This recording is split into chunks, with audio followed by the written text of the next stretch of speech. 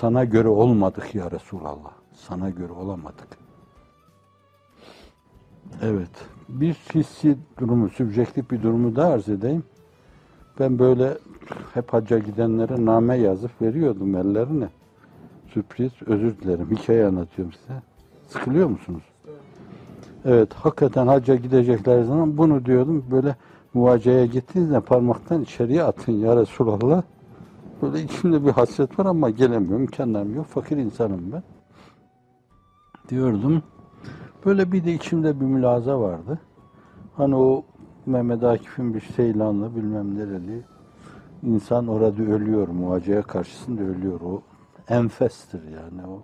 Şiirde de çok samimi, çok içten, çok coşkulu anlatmış Akif onu. Böyle acaba dayanır mı kalbim falan ona.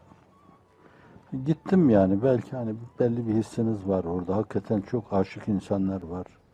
O günlerde o muvaceheye karşı da böyle çok engelleme yoktu. Yani siz yakınına kadar en azından saygınızın gereği bir adım kala yaklaşıyor orada. O günlere gidiyor, bakıyordunuz. Sonra oradan ayrılınca kendi kendime dedim, ulan pislik, sende hiç de aşk yokmuş, olsaydı ölürdüm burada. Onun gibi ölürdüm. Aslında işin hakkı odur yani. Ama herkes gitsin orada ölsün mü? Ölsün.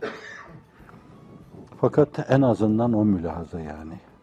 Gerçek bir aşık, maşuk münasebeti varsa bence hakikaten orada yığılıp kalmalı. En azından bayılmalı mesele. O mülazam olmuştu ve kendim öyle bakıyorum. Vefasız, densiz, sevgiden bahsediyorsun bir de. Yani ne yaptın sen onun için? En azından durduğumuz yerde bence o mübarek abideyi, abide şahsiyeti ortaya koyduğu değerlerle yeniden bir kere daha insanlığa duyurmak lazım. Abide şahsiyeti.